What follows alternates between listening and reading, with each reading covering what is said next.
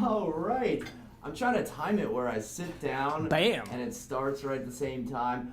What's up, everyone? Matt Leighton, Shawn Battle here. Welcome back to another real estate video. Shawn, how you feeling today? March, I always get the date wrong too. Is it the 7th? 7th. Is it March 7th? March 7th, 2019. I'm feeling pretty good. I put my own condo on the market today, so we'll see how that goes. Today? Yeah, it's on. It's on. So we'll see. But why did you put it on? Because you weren't thinking about immediately putting it on, right? No, I wasn't. Well, I have a tenant in there, and that was like, she said, I'll go away this weekend if you want to put it on. So I was like, all right, let's do it. And because I feel like I want to hit the market at the right time. Yeah. I think right now, in my opinion, is the best time to sell. I think it's going to be the best time to sell all year because right now we're seeing such low inventory and a high volume of buyers. So I'm hoping I'm right on that, and I'm able to sell it at the price that I put it on at. Yeah. So you were going to sell it when the tenant moved out? Yeah, I was gonna wait till April. And you tried to sell it last year. I did, but I only put it on for a short amount of time because I felt like, the tenant was on the hook for. So I put it out for rent and sale, and it went for rent, and that's the way it goes. But this year we're gonna try it with the tenant in it. I think I'm hitting the market at the right time because there's just nothing on the market. Yeah. So I'm hoping I'm right. We'll see. Yeah, it's a nice one bedroom down there in Old Town Alexandria. Little jump on it. Yeah. Cool. So just real quick, I had a property I listed last Thursday. We waited. We had 30 showings, 50 people at the open house. Ended up getting 3 offers, and we ratified. But I got a funny inquiry from an agent. They said that the news, ABC, was going to follow them around, and they asked if they wanted to be in our condo. So if you saw the story on ABC about the Amazon effect, ABC 7, they showed a home buyer walking through my listing. No way. I thought that was awesome. pretty cool. Yeah. So what we're talking about today is the sustainability of this real estate market. Because if you watch this for the past couple of weeks, what we've been talking about is the market's hot, you got to sell, escalating clauses, lots of home sales that are happening right now and very little inventory. So the question is now, all right, we get it, the market's hot. How long is it going to be hot? Is this sustainable? And is it even a healthy market? Is this even good in the real estate market? Do you want to have people waiving appraisals left and right? Do you want to have prices escalating $10,000, $20,000, $40,000 over? What do you think? I don't think it's a healthy market at all. I think personally, it's fun, right? It's a lot of fun, but for buyers, it's really not a healthy market. I don't think it's sustainable. I don't think it's going to last forever. That's my personal opinion. You throw the Amazon thing in there and anything can happen. This could last for 10 years. We just don't know. But I've been through the ups and downs of markets, and I've seen it like this before. And at the time, I thought, man, this is going to go forever. I'm never going to be able to afford, right? And the next thing you know, it stopped. Yeah. So I think that it's not sustainable. I think it's probably going to slow down. I think once the market finds out, all right, people stop calling me while I'm videoing. Thank you. Sorry. So popular. All right. So my video on saw him do that with his Instagram, watch, so slyly. It's going to be paused. But anyways, so I don't know.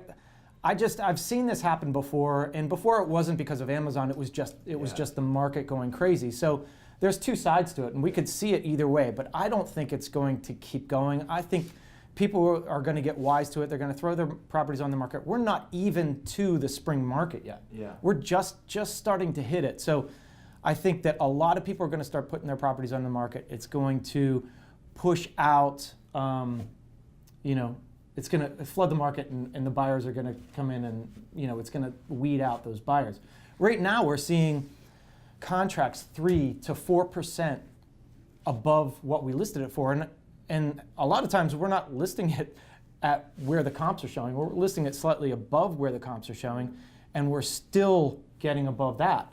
So right now we're 3 to 4% above where the comps were in a lot of cases. Yeah. So is that sustainable? No, it's not. How are we going to keep appraising these values like this? And the funny thing is, like, I think it's your property. Yeah. We have like a desk appraisal. Like they're not even going to go in and measure the property because they're like, it's of value. And that one that you got under contract is above asking price. That one specifically is badass. All right, so it's a nice property. We got it above competitive offer situation. It's in an extremely desirable location. It is probably one of the better units, townhouse units in the community, just because it does have that one-car garage where a lot of units there do not, and then it's a good floor plan with 2 decks, and it even comes with a hot tub. But the lender called me and he's like, hey, yeah, the property, we can just do an appraisal waiver. And I was like, I told my buyer, I was like, listen, honestly, I don't know what this is. I need to educate myself more. Like, can you just tell me more about that? And he said, oh, because properties values are so high, we're able to do this. It's like, all right, if it's good enough for the lender, it's good enough for us. And the funny thing is, I hadn't heard of that for 10, 15 years. Yeah. That used to happen in the 2005 market. That's exactly what they would do, is just drive-by appraisal. They wouldn't even need to go in because the value was there, because they're seeing this market increase. And we saw what happened last time. So I'm just throwing the warning out there, right? Nationally, they're saying different things. Yeah. Locally, they're saying the market's super hot. How long can we be hot and the national market start dipping and have that pull us back? The national market, Seattle, I know a lot of real estate agents in Seattle, and they're saying, man, inventory is high, days on market is creeping up. So I'm wondering how long this is going to last for. And it's funny, I had a rental car yesterday and had Sirius XM, and I don't know the channels, but one of the presets, they're all lame, and then there's like a business preset. So I was listening to Fox Business. Man, if you ever listen to Fox Business, they have like the harshest and hardest takes on everything. My brother works for them, right? Yeah. And they were saying that AOC in New York was like backtracking on what she was talking about with Amazon, because she was she screwed that up. She's like happy that Amazon pulled out, and now maybe her constituents are telling her, hey, maybe you should take a look at this, or maybe she's seeing what the effects are in D.C. so far. I mean, so far, I just read an article today where there might be the 25,000 jobs for Amazon, but then there's also going to be tens of thousands of jobs created because of Amazon in like lateral businesses that would follow them in and support them. So now she's backtracking, and I'm thinking, all right, well, this is obviously a good thing. It's good and healthy for the real estate market. It's good and healthy for the job market.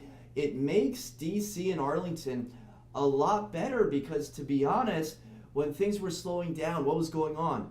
The government shut down. We live in this shell, this bubble where it's like, all right, well, at least we know the government's never going away, and like it's always, yeah, it keeps us insulated for sure. And so I think when the government shutdown was happening, people were like, oh man, is this really like a thing that is a possibility? Yeah, and I think right at the end of that is when Amazon announced, right? So it was crazy, because people were thinking, oh, the market was slower, and last year it was at the very end of it, but once that announcement came, it changed everything for sure. And when it comes to is there going to be a crash, right?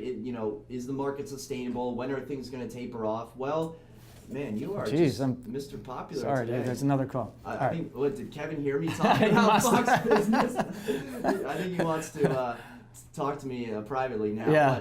But, so, with the recession happening, 08, 09, people are like, all right, 10 years, there's going to be another one or whatever. And that may be the case, but, honestly, maybe we're just starting with an even bigger increase in the market. Sure, you can look back on 10-year, 12-year, you can have a formula, but no one can really predict when the next market crash will be. So I'm thinking, all right, well, are we about to crash, or is this just the start of something? Are we just at the iceberg? Everyone's like, all right, I have one client, he's a cool dude, and he's like, all right, Matt, hit me up when there's a crash. And that was like now 2.5 years ago that we got coffee, and I was like, dude, I don't know what. It's still going. Like, I'd love to get coffee with you again, but I'm not going to be hitting you up for any market crashes. So we may just be. So think about it this way: in 5 years from now, when we look back on the 2019 market, what are we going to be thinking? Are we going to be thinking, man, I'm so glad we got in at that time, or like, man, I can't believe we didn't see the warning signs, or man, I wish I had bought like twice the amount of properties. It's right. Like I go back. Yeah. I wish I would have bought everything up in 2009, 2010. But Yeah. at that time, all the money sucked out too. So Right. the market's crashing, your stocks are crashing, everything was happening at that time. So, but yeah, I wonder what we're going to be thinking in a few years. But the key is like think about who's the buyer, right? So right now we're seeing 3, 4, 5% increases in value very quickly. So that pushes out the smaller buyer. I mean, what are average salaries around this area? In this area, maybe $125,000, right? So you think, all right, 125 grand for a single person, you can buy a 1-bedroom, but those 1-bedroom prices keep creeping up. It's pushing those people out of the market. So then who's buying those smaller, then it's the investors. And is it local investors? Probably not. I would think that it's the New York investor or the international investor, which we're seeing a lot of international investors coming into the market, buying and thinking this is kind of the beginning of the uprise. But it's going to push a lot of those buyers out, and those buyers are going to end up renting. So, I mean, it can have a bad effect that we've seen in places like San Francisco or Seattle where you have a huge homeless population. Is that going to happen here? I hope not. I think the difference, though, is that our market here is completely different than it was in Seattle. And we've talked about that before, but I don't know. I mean, I wonder, is this the, I'm selling my property. I'm banking that this is the best time for me to sell. Yeah. But if a real estate expert, if a real estate agent is like, you know what, I literally own an asset, I own a property, I've watched the market, because you had the opportunity to sell in the past couple of years, and now you're thinking 2019, I have this opportunity, and right now is the best time. Like, you preach it, but you also back it up and you do it yourself. I think that means a lot. That means a lot, and it really depends on what this property means to you. I've owned this property for 13 years, and it's more like a noose around my neck. So I'm happy to get rid of it. No, but Hey, it's the buyer could be watching. I know. Now Sorry, dude. You buy it. No, it's really good. Now they're Honestly, gonna get a good deal on it. Well, the thing is, mine dropped in value because I bought it at the height of the market. So this is what you need to learn from it, right? Because 2005 is when I bought it, and at the time we're thinking, oh my gosh, I'm never going to be able to afford anything. And then the market crashes, and I bought this in Old Town because at the time I couldn't afford Arlington. It was just too much. But the problem is I bought an area in an older building that had just been renovated.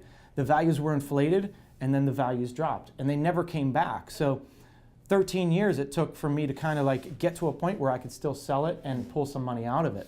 For a long time, I would have to put more money into it just to refinance it. So, are we at a point now where it's a good time for all those people that were stuck to get out, right? Yeah. Which it is. So if you're in that situation, it's a great time to sell. And for that one, I just don't see the increase in value right away. Yeah. But it's a great rental property. Yeah, I mean, with rising prices, they've been rising since when? 2012, 2011.